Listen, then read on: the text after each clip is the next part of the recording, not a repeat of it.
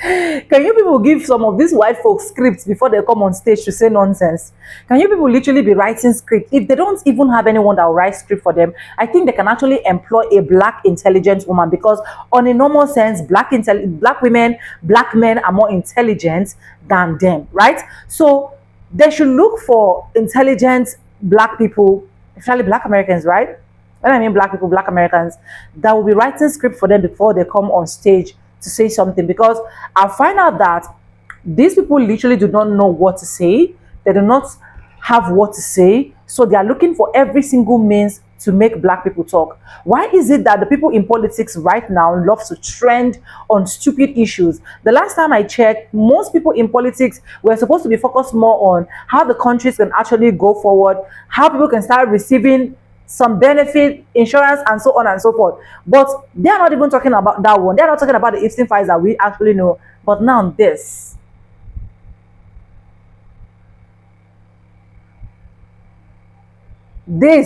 thing that you guys are about to watch, and it is quite alarming that some of their white folks also be like, oh yeah, we concur, what she says is absolutely right. But I love the fafo they actually got as well, because if you decide to bring yourself and said you're coming for black Americans, we will also come for you. Welcome back to the channel. My name is Sonia. Subscribe, like, comment, and share. And credit belongs to the original creator of every single clips and stitches we have in our today's episode. And yes, with that being said, let's dive right into this video. Watch. I'll be back with commentaries because I have a lot of things to say at the end of this video. Let's go and watch. In the United States of America, you don't have to apologize for being white anymore. We don't want you to apologize for being white. We want you to stop mistreating us because we're black. We want reparations. You know exactly what the issue is. Stop acting stupid. You inherited the stolen wealth of America, and instead of sharing that wealth with us, the people who that wealth should belong to, you give us poverty and racism. We don't want your apologies. We want our money. So J.D. Vance really got on that America Fest stage and said, In the United States of America, you don't have to apologize for being white anymore. and I'm sitting here like, who asked you to? Now he said this right after bragging that DEI got relegated to the dustbin of history, meaning we already killed the program. Now I must act like I'm still the victim. What's really wild about this is that they have the White House. They have executive power. They already used executive orders to rip DEI out of the federal agencies. So why are they still crying like they're oppressed? Why do you need a rally to defend whiteness when you're literally controlling the levers of government? This is what people don't want to admit. A whole lot of this ain't about policy. It's about ego. Because if you're truly innocent, you don't need a chant. You don't need a slogan. You don't need a political movement screaming, "Stop accusing me." That kind of divisive energy usually shows up when people feel the truth getting too close to comfort. This is grievance politics. They take the mild discomfort of hearing about racism and try to rebrand it as persecution. They turn accountability into attack. They turn history into humiliation. They turn equal opportunity into anti-white discrimination. And let's stop playing. That conference wasn't about bringing Americans together. It was marketing. It was a branding event for a movement that wants to replace serious solutions with emotional permission slips. Permission to dismiss inequality. Permission to stop listening. Permission to call empathy weak. Permission to treat civil rights as a scam. And the scariest part? This wasn't just a speech. This was an audition. The AP even reported he wouldn't draw firm lines against bigotry in that same environment because he's trying to hold together a coalition where outrage is the glue. That's not leadership, that is managing resentment. I'm going to say this responsibly. Any political operation that repeatedly spreads misinformation or pushes scapegoating and normalizes extremist adjacent rhetoric deserves scrutiny by journalists, watchdog groups, and the public. Not because free speech should be banned, but because propaganda should not be treated like patriotism. Y'all see the color of this skin right here? Well, J.D. Vance said it and I'm declaring it. White men, we're no longer apologizing for our white skin. Why are people crying that J.D. Vance says white people shouldn't have to apologize anymore? It's a fact. Why would I have to apologize for something that I didn't do? Are we going to be talking about reparations forever? Like, when does it stop? Like, 500,000 years from now, are you still going to be saying white people did this, white people did that, and white people weren't the only slave owners? And that's what's mind-blowing to me. Guys, what do you think about this whole situation? Did this motherfucker just say they don't gotta apologize for being white anymore? When the fuck did they ever apologize for any fucking thing? Especially for fucking being white, the privileged ass motherfuckers. They didn't apologize to no fucking body. The Indians, treaties don't mean shit. Black slaves, did they apologize to us? We getting reparations at 40 acres and a mule shit don't mean shit. We don't want you to apologize for being white. We want you to apologize for not being fucking right. What the fuck were y'all ever right about? Because you never admitted to shit. Did you admit to slavery? This motherfucking country never apologized for that. Did you admit to what the fuck you did to the Indians? The only fucking thing y'all have ever fucking officially, nationally admitted to was the internment camps for the Japanese during World War II. When Ronald Reagan gave him a check for $25,000 and officially apologized to him. But you didn't apologize for them 2 bombs you dropped the fuck on them to end the fucking war. Y'all don't apologize for shit. So JD Vance, you said white people no longer have to apologize for being white no more, huh? Wow. That's probably the most racist sugar honey iced tea I ever heard in my life. White people no longer have to apologize for being white? Wow. Wow. That's probably the most racist thing I ever heard anybody say that was a president, vice president, ever. Wow, they ain't got to apologize no more. So who I'm going to hold accountable? Huh? Who I'm going to get reparations from now? Huh? Man, it's some bullshit. States of America, you don't have to apologize for being white anymore. I'm trying to live life authentically, but I put my mommy mask back on because JD baby clearly forgot what it's like to live outside of his own 2 shoes. So he has something to say. Go ahead, JD. We don't have to apologize for who we are. We do have to take responsibility for the things we upheld, excused, or refused to change. I'm sorry for being emotionally unregulated and in a place I don't deserve to be. Did you hear him? Now impeach him. Come on, guys, you're too fucking smart to think that JD Vance meant being a white person when he said you don't have to apologize for being white. You know what dog whistles are. He meant you don't have to apologize for being a white supremacist, okay? White people have never had to apologize for white skin, right? What is the thing that white people have to apologize for regarding their whiteness? Racism, white supremacy, those kinds of things? That's what JD Vance is saying you don't have to apologize for anymore. That's what it is. That is a dog whistle, and that's how he meant it. In the United States of America, you don't have to apologize for being white anymore.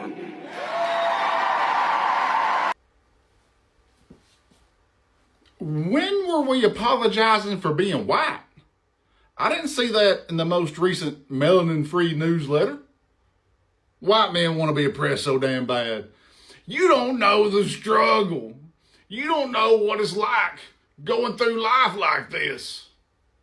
White dudes hollering about the evils of DEI. Meanwhile, white dudes are 30% of the population and have been over 90% of presidents, Congress, CEOs, and the Supreme Court. We're tired of being held back. All we want is an equal shot. Is oppression real if you just make it up? Black people can say they're proud to be black. Asian people can say they're proud to be Asian. Hispanic people can say they're proud to be Hispanic.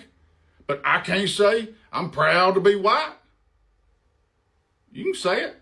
I say it. I am proud to be white. But I'm even prouder to be not that kind of white.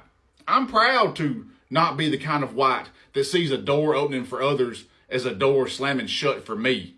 Because historically, that's what we've done to others, and we are terrified of being treated the way we've always treated others.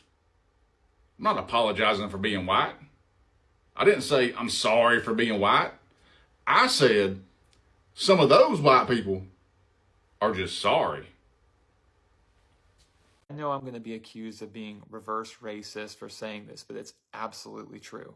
The conversations I'm having with my white friends right now, not all of them, but a lot of them, and the conversations I'm having with my black friends are very different. A lot of my white friends want to pretend that everything's fine with our nation, that everything's normal, that Donald Trump is normal, and that there's nothing to see here. Whereas my black friends are living at DEFCON 5, red alert every day, recognizing that we have a madman at the helm of our nation who's driving this ship into the ground right in front of our eyes. And it's just a very stark difference in these conversations. And I am seeing more and more white folks waking up to the reality that we're living in. But the black folks I know, they are eyes wide open and have been for a long time. With JD Vance going off on his "you don't have to apologize about being white" thing, I want to talk about how that relates to public education and the threat that public education curriculum is under, particularly here in Texas with regard to outright erasing history. The issue isn't what they add to the curriculum so much as what they deliberately leave out. They want to, for example, leave out the parts of history that are uncomfortable, like the transatlantic slave route, chattel slavery, which they will say, well, slavery has existed in all parts of the world. That's a quote from PragerU, which is championed by members of the current State Board of Education. Slavery has existed in all parts of the world. But the particular form of slavery that existed in the United States that is relevant to us is a very specific kind of horror that began around the time of Columbus and continued on for more than 3 centuries after that. The transatlantic slave route. Read anything about it. It was, there were people who chose the water. There were people who chose the water over the boat. We have to teach that part of history. We have to talk about it. We can't ignore it because maybe somebody will feel bad about being white, because schools teach facts. Parents help process those facts, right? So why do your kids feel bad about being white rather than thinking, I want to be like those abolitionists who helped. I want to be one of the people who helped. But we can't just erase it. And that's what they want to do. They want to erase it. They're trying to preserve white supremacy. So we need to find the cracks in that logic. We can't let them erase history. We can't let them try to pretend that the truth is not the truth.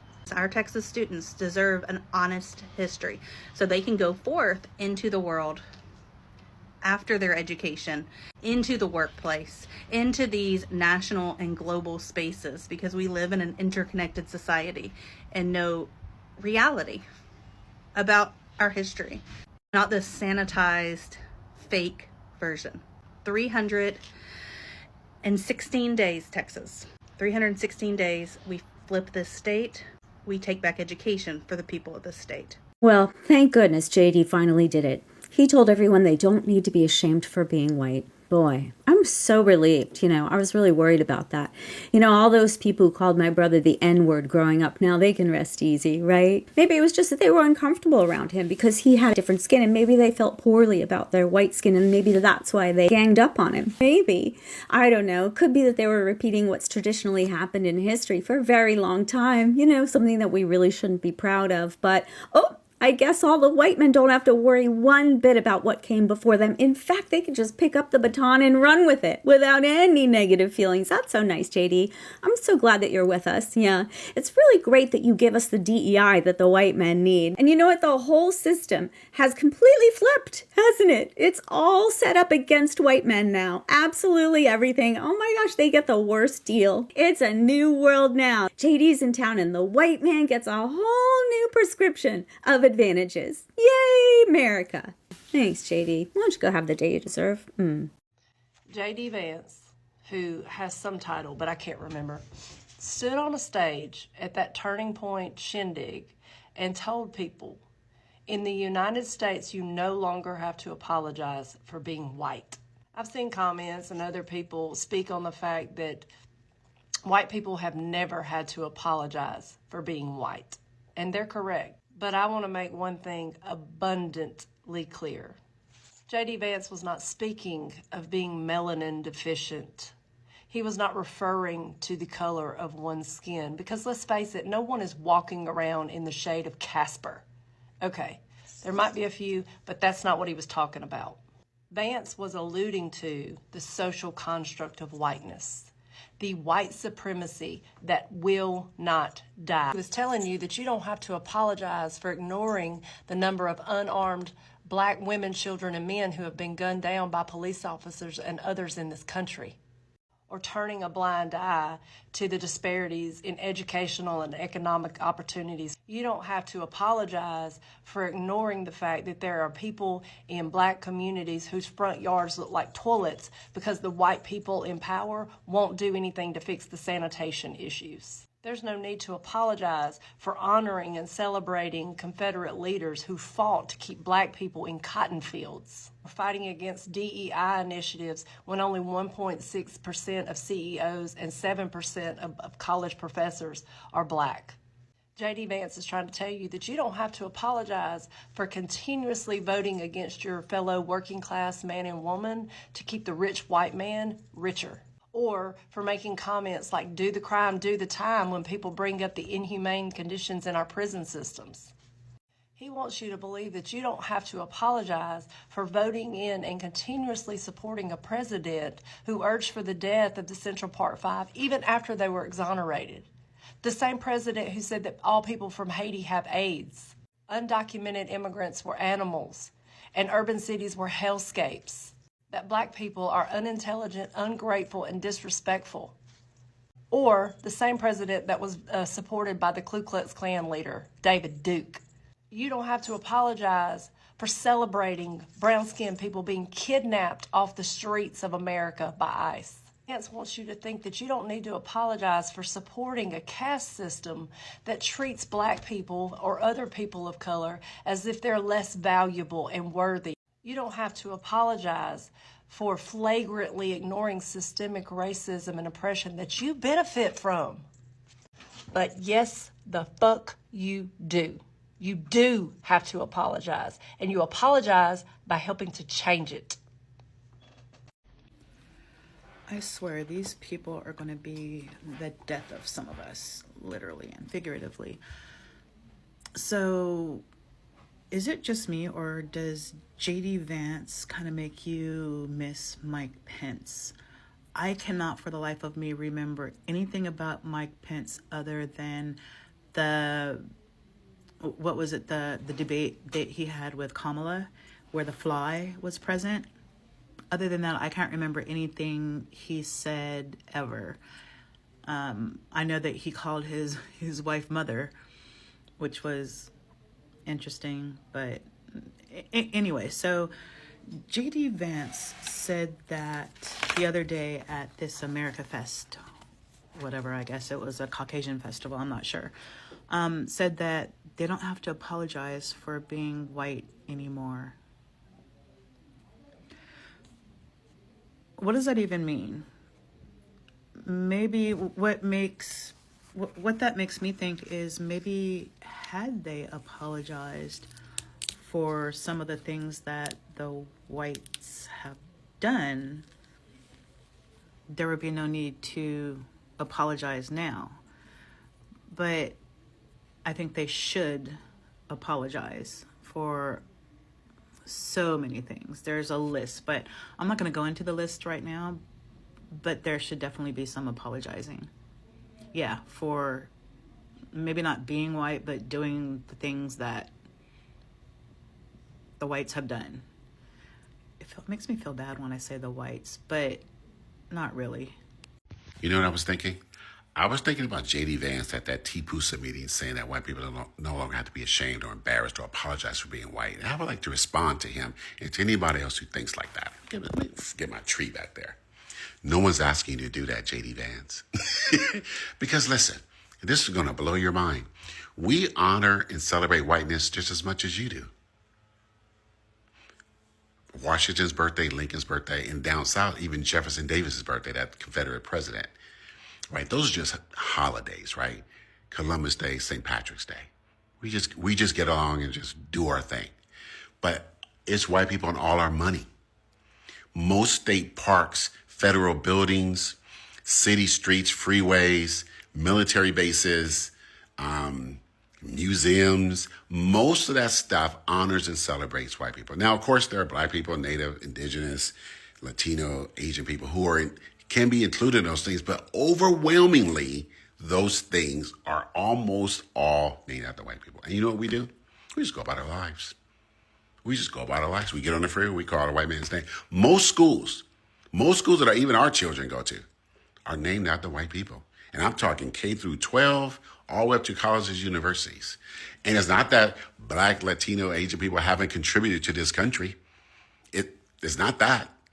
It's just that you control most of the power and you get to decide wherever you are in your city, state, county, district, you get to decide what these names are going to be. And most often you decide it's going to be a white person. Most often. And if you do a hierarchy, it's going to be a white man first, and then it's going to be a white woman. And you know what? We just get on with our lives. We get on with our lives. We get on freeways. We go into federal buildings. We go down streets that are named after Confederates. And we just go about our lives.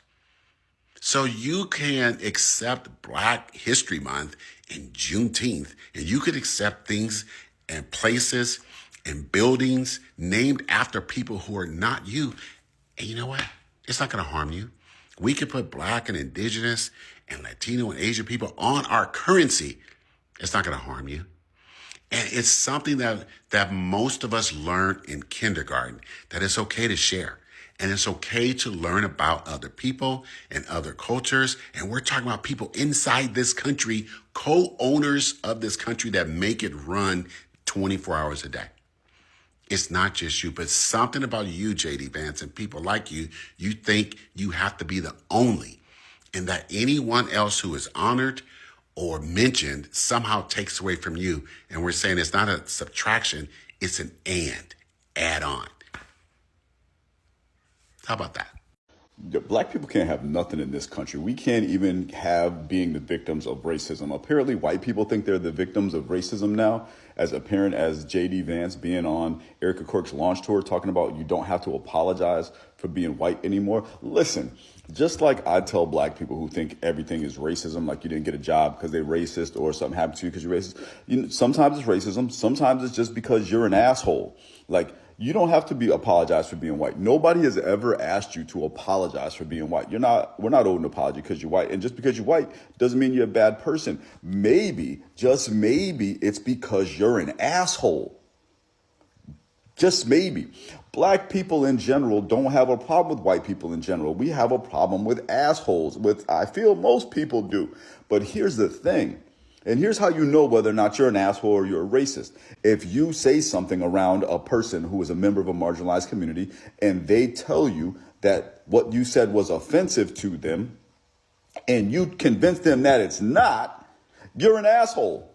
And it doesn't even have to be a member of a marginalized community. It could be another straight white man. If someone tells you that something they did was offensive or they are offended and you insist that they are not or should not be, and you explain that you're a good person and you're going to keep doing it anyway because you don't mean any harm, you're an asshole. Racist, misogynist, bigoted, ageist, ableist, or not, you are an asshole. It's not because you're white. It's because you're an asshole. And J.D. Vance is a prime example of this. You're the wrong guy to be sending this message, buddy. You're an asshole.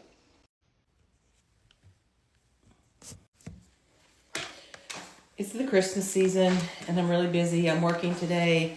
I've got to go pick up some things that I'm donating to my church. I've got to go buy a few last-minute gifts. I need to bake some cookies. So anyway, point is, y'all are just going to have to deal with me getting ready because I don't have time to make this later.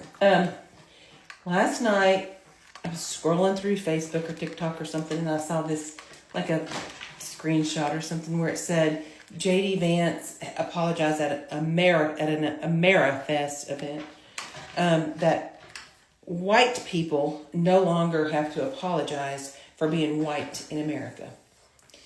And I started thinking that I never had to apologize for being white. And then I thought, is it because of where I come from? I'm in the deep South, Almost everybody here is white, unfortunately.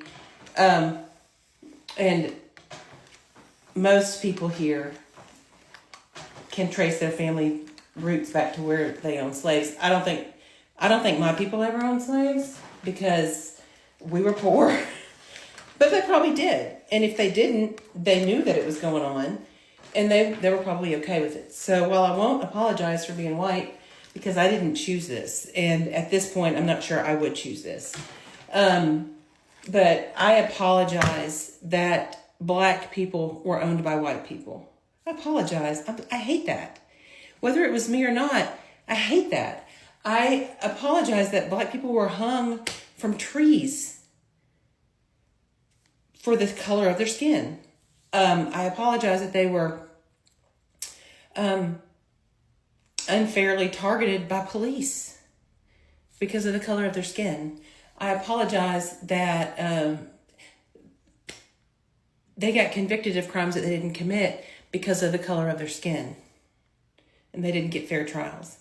I apologize that for a majority of my life I've sat by and watched it happen and said, it doesn't affect me, I'm white. I apologize that I wasn't paying attention. So no, I don't apologize for the color of my skin. I don't apologize for being white. I don't apologize for owning slaves because I have never and would never. I mean, I say I would never, but would I have back in the day? Would I have? Because that's just the way it was? I don't know. But everyone is saying that Donald Trump is taking us back to the golden age. And J.D. Vance is saying that white people no longer have to apologize for being white.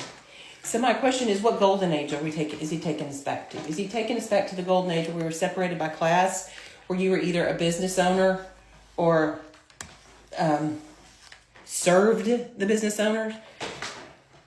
Is he taking us back to the day where it was okay to own people?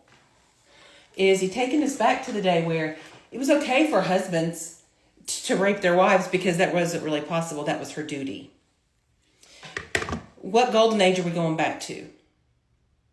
And this trash up here saying that we don't have to apologize for being white.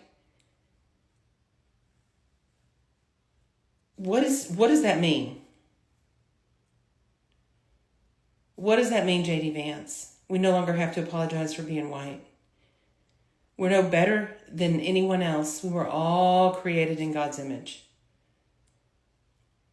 No one's ever had to apologize for being white. But what white people need to apologize for is how other minorities in this country were treated. And in 100 years, are we going to have to apologize for the way that we're treating other people now?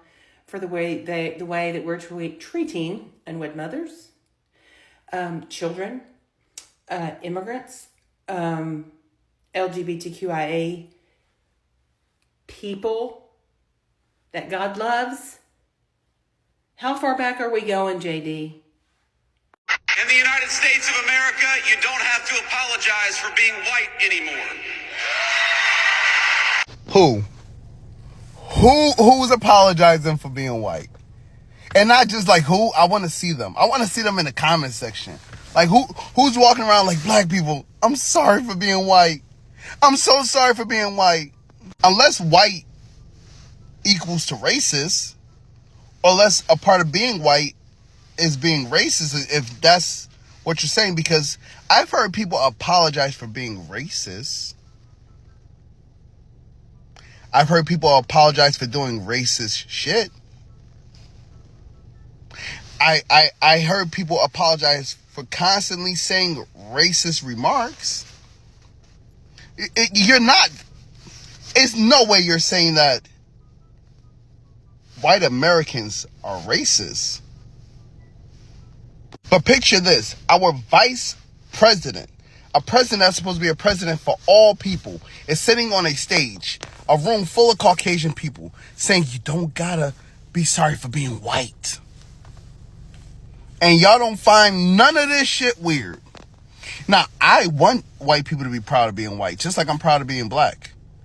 I will expect that you're proud to be a white person, just like I'm proud to be a black person. But it's never a problem until white pride translates into racism some magical way. That's when there's a problem. Let's go through this J.D. Vance speech together. In the United States of America, you don't have to apologize for being white anymore.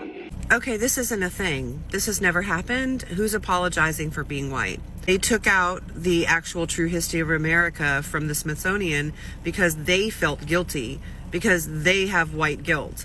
But they don't want to see their true history. They don't want it to be taught, because they don't want little white children to feel bad about what happened, because they're going to be doing it again. And if you're an Asian, you don't have to talk around your skin color when you're applying for college, because we judge people based on who they are. If this guy based people on who they are instead of skin color, he wouldn't have said un-Asian. He would have said if you're Asian, not un-Asian. That's a distancing language. Not on ethnicity and things they can't control. See, you set up a system where black people, people of color, immigrants, and women are all paid less than you because you're white man. And you set up a system where now you've taken away the protections that were put in place, the diversity, equity, and inclusion and accessibility protections that were put in place, so that people, when they found out that they were getting paid $20,000 less than their male counterpart for doing the exact same job, and they actually have better stats than said man, that they have no legal recourse for that. Also, if you're really hell-bent on this, then we're going to start just eliminating names from job applications. How about that?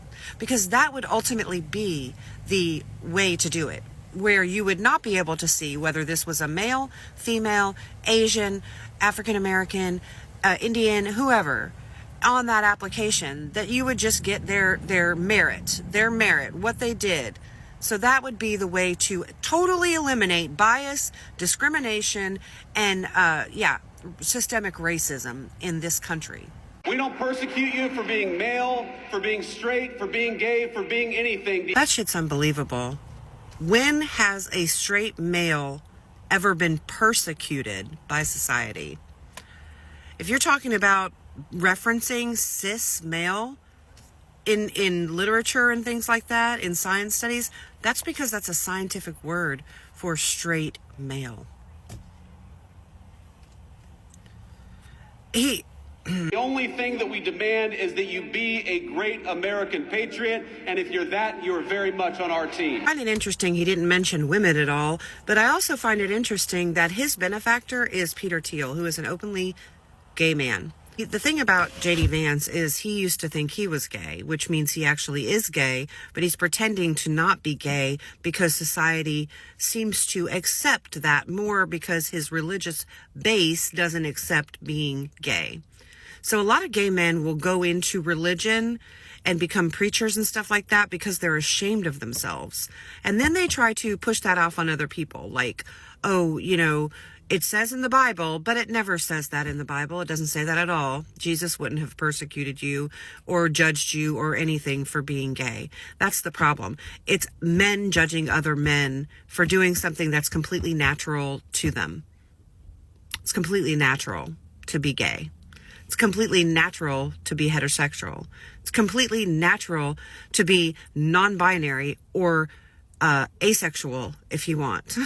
These are all a part of the spectrum, and why they call it a rainbow and a spectrum, because life is not black and white. It is not this and that. It is not up and down. It is a spectrum of things. That's why you see with that throughout different species in the world, you see different species that can procreate with one gender or be just asexual or, be cut in half and then regenerate, because everything does not fit into a box, but religion wants it to fit into a box. But not just religion, but the made up religion that they created, that males wrote and excluded the female.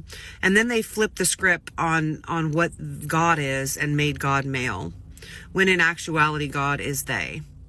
God is both. God is all. So yeah, these people have a lot of learning to do, but in the meantime, they're going to literally unalive billions of people on the planet because what they believe. Yeah, here we go. Yay!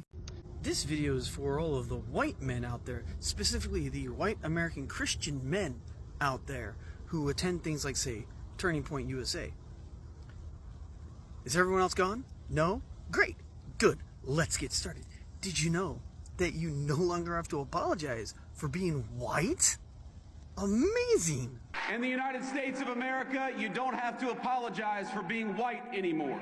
I mean, I don't ever remember having to apologize for the skin in which I was born because I speak English instead of a language that isn't commonly spoken in the United States. I don't remember having to apologize for my receding hairline or the facial hair upon my face. But apparently, according to J.D. Vance, we no longer have to do that. If you miss... I mean, I know a lot of people who don't miss, especially not one guy. Oh, wait, you were talking. I interrupted. Go on. Do you promise to fight what he died for? Oh, you mean the anti-intellectualism? Or the misogyny? Or the anti-black racism? Or the religious bigotry? Do you mean any of those? No, because that's what he stood for. He also stood for children being sacrificed to the gun god. Is that what you want? Or do you mean something else? But please, go on.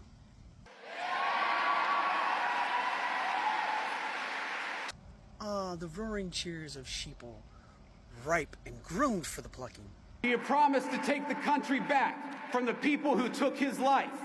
Oh, you mean the staunch, religious, right-wing conservatives that he grew up in? We're going to take the country back from them? That would be amazing, because then maybe we could finally get people to agree that there should be a separation between church and state instead of this rise of Christian nationalism. But do go on. Do you promise to help defeat the radicals who cheered his death? The radicals who cheered his death. The people who cheered his death weren't radicals. They were people that he was targeting with his racism, misogyny, religious bigotry, and anti-intellectualism. Because his brand of conservatism, his ideology, goes completely against everything the United States has stood for, everything that is written down in the Constitution and never quite lived up to. That kind of radical, someone who believes in the Constitution, someone who believes in the teachings of Jesus Christ, that kind of radical, because he didn't stand with them. But go on. Do you promise to honor his memory by having faith in the God he loved? Which God? The God of guns, the God of grift, the God of lies, the God of anti-intellectualism, the God of racism, hatred, and bigotry? Which one? Because nothing that he preached aligned with what Jesus Christ taught. He taught to welcome the stranger, to feed the poor. He said, whosoever do it unto one of these the least of my brethren does it unto me. And Chucky did nothing but badmouth everybody he thought lower than him, which is not what Christ taught. Christ taught to elevate everybody, regardless of birth. But you seem to think otherwise. My friends!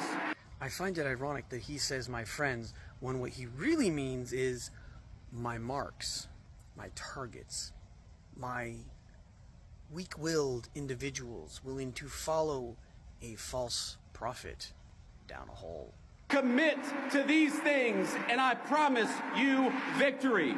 Never once in any book of Scripture has hatred proven to be victorious. Never once has any prophet or religious figure in any book of Scripture said that hating your neighbor will win the day. Buddha, Muhammad, Christ, and so many others. There's a lot of them. I don't have time to remember them all right now, so please forgive me. All of them said to help one another, to seek out the poor, to help them, to welcome the stranger, feed the sick, clothe the naked, house the homeless. Tell me, what did preach? Did he say to do any of these things? Or did he stand up for hatred and bigotry? Be honest. Have a good night.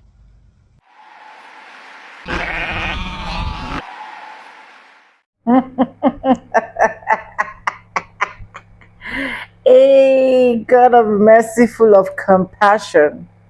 Black Americans, please, I have one question to ask.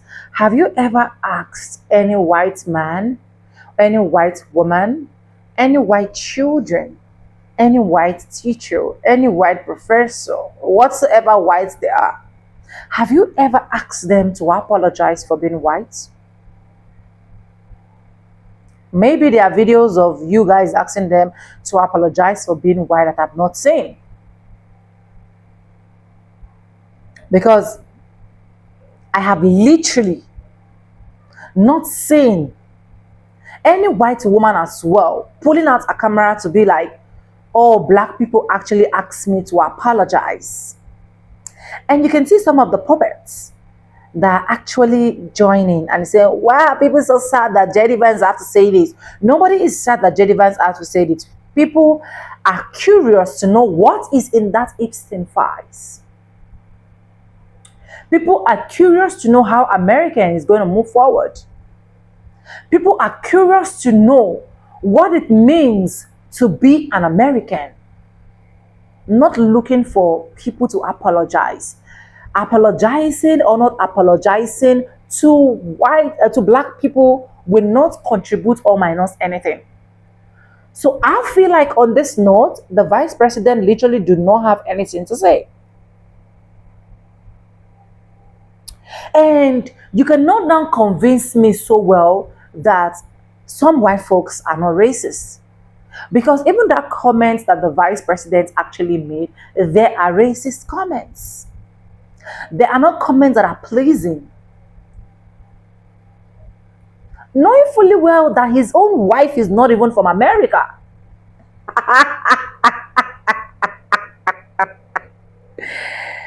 So if they're even counting whites in America, they are not even going to count his wife.